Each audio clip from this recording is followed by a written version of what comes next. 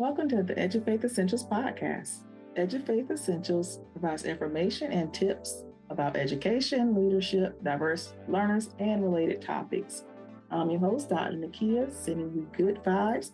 Thank you for joining me for another episode. The mission of Edufaith Essentials is to bring positive awareness and promote equity and inclusion in education by sharing topics and information about non-traditional learners.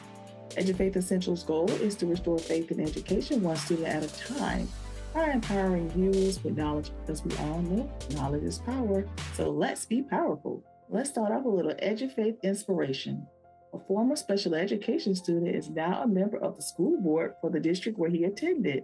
Joshua Brown, who is 19 and has autism, is one of the only handful of people to have served with autism in a public office nationwide. He was sworn in on November 7th to serve the Shasta Union Elementary School District, where he once attended as a child. He is prioritizing special education, and he believes that kids should have a quality education, part of being and having a dignified life. And he feels that kids can't learn when they're hungry or in an unstable situation, and schools have to play a bigger role in making sure that all kids and all their needs are met. Kudos to you, Mr. Brown. We know you will do great work in your school district and positively impact change. And we are proud of you here for what you're doing.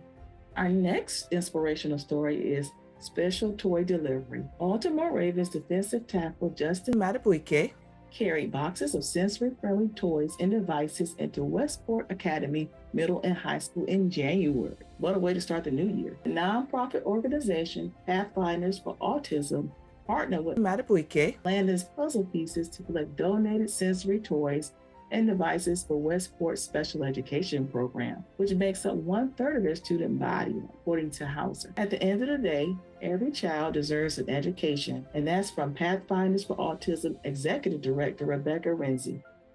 So now it's time for some essential news. The U.S. Department of Education is introducing an initiative to improve post-secondary outcomes for students with disabilities.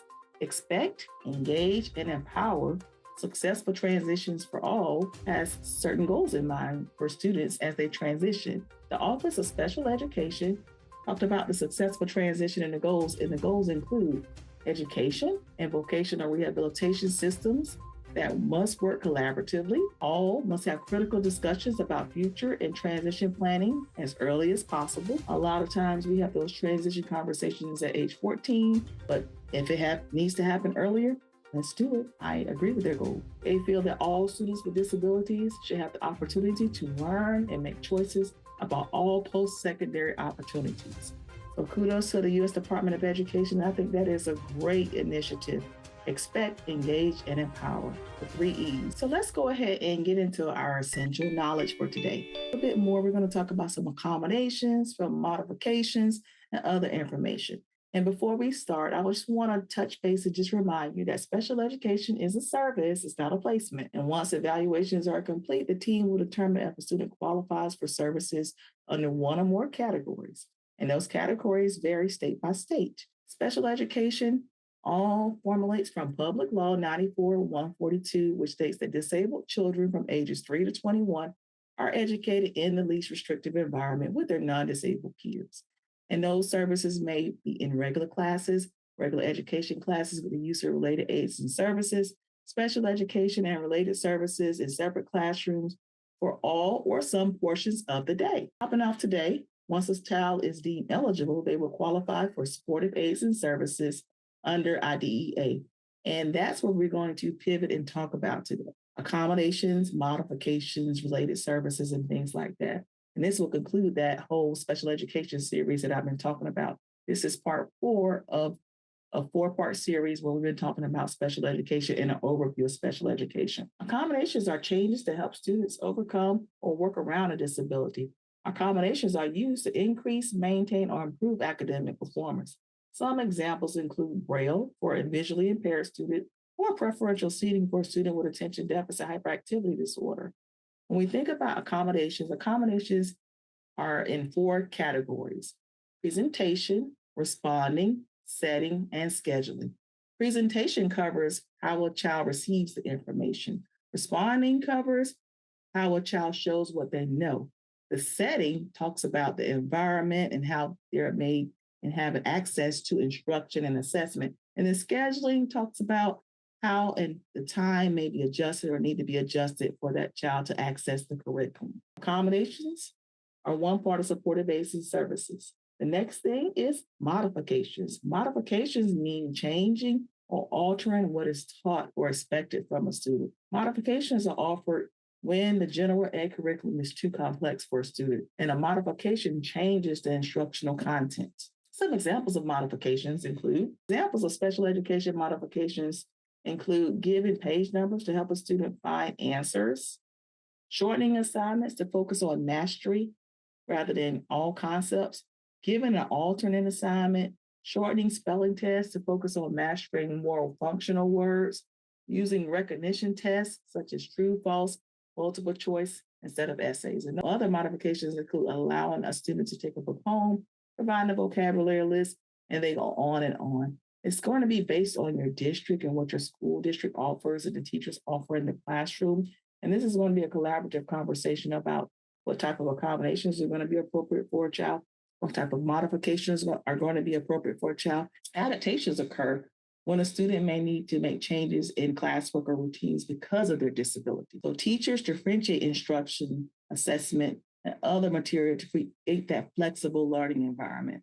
So some examples of adaptations include audio tapes, electronic text, or speech-to-text devices. We're going to shift now to related services. Related services refer to developmental, corrective, and other supportive services, including psychological, counseling, medical diagnostic tests, and transportation. Some students may require related services in their IEP to help address their learning needs and provide that access to the general education curriculum. Some examples of related services include psychological services, transportation, assistive technology, adaptive physical education, and occupational and physical therapy. I'm going to give you a brief overview of every related service. The first one I'm going to talk about is assistive technology.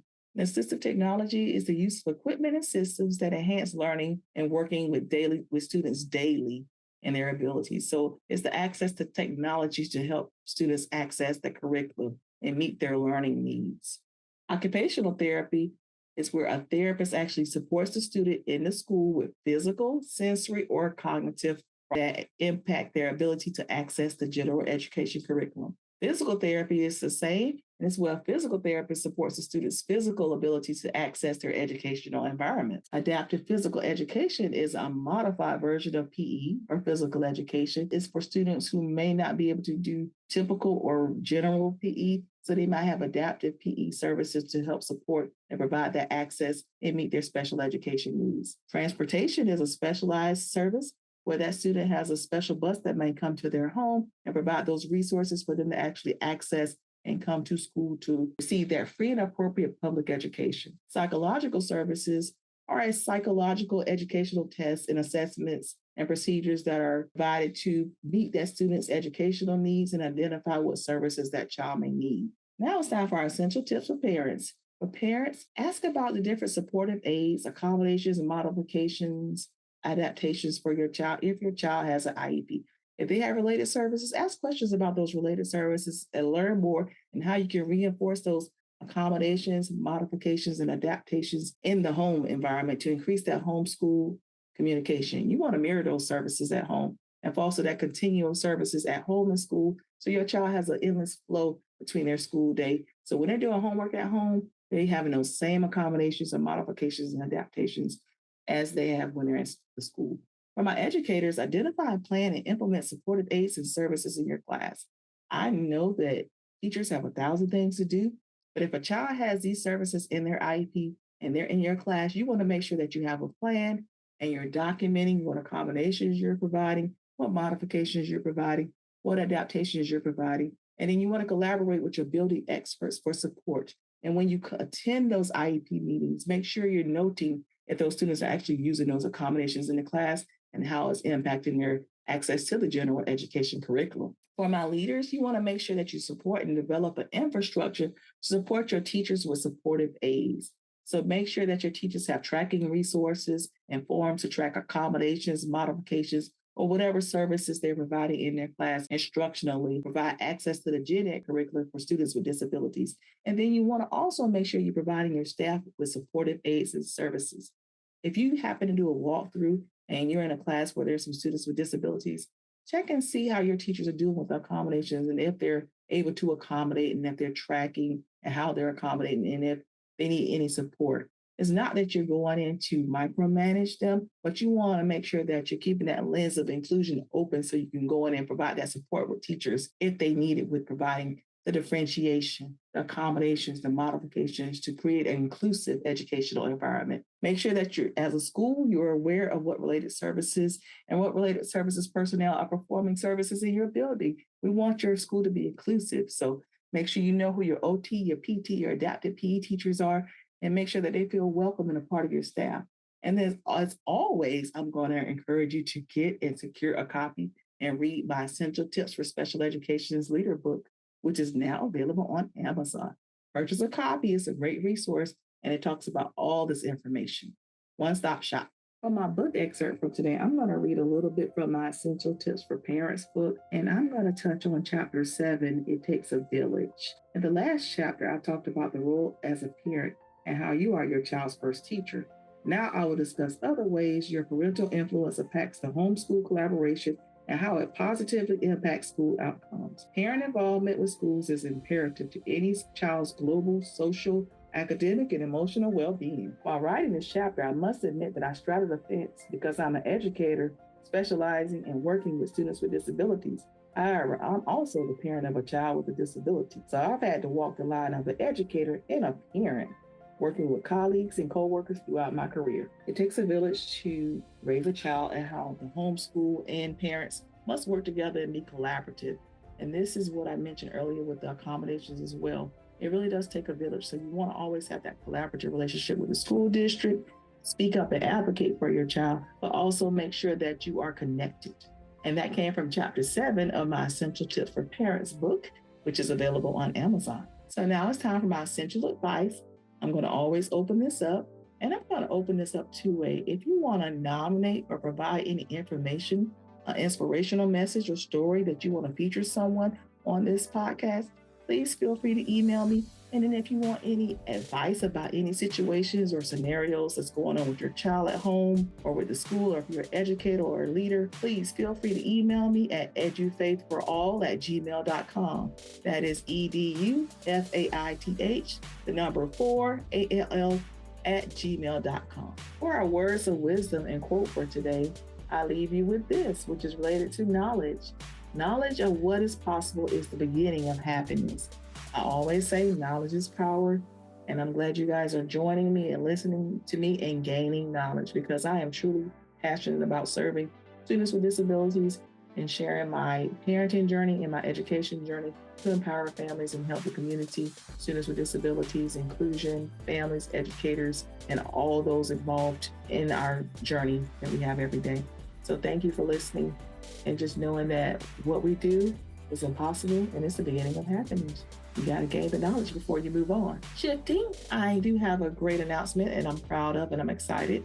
Edufaith will be presenting at the Council for Exceptional Children Conference 2023. I will be presenting my Essential Tips for Special Education Leaders book. I will be at the 11:45 to 12:45 session, presenting and talking about special education leadership in Louisville, Kentucky. So if you happen to be in Louisville and at that training, please come join my session on Friday, March 3rd. I look forward to seeing you there, and I hope that you come and get essential. As always, Edufaith Educational Services provide information and services, all type of educational services for families. That is my consulting business and a part of Edufaith Essentials.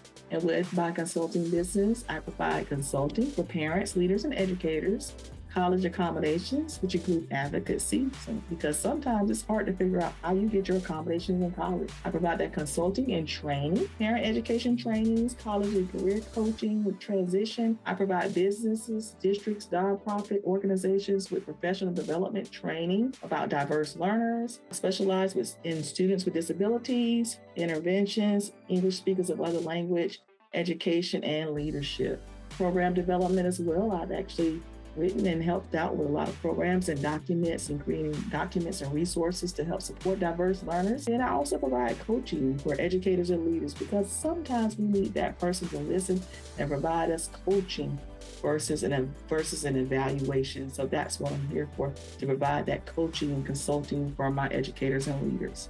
If you're interested in any of those services, please feel free to reach out to www.edufaithconsulting.com. Thank you, as always, for your support and for listening. Please feel free to follow me on Facebook at Edufaith Educational Services, on the gram at Edufaith 2021, on Twitter at EdufaithS, and LinkedIn, I am there under Edufaith. Make sure you subscribe to my Edufaith Essentials YouTube page and listen to the podcast on all streaming platforms. Be kind, be well, and be the change. And to my believers, be blessed. And to everyone else, thank you and get essential.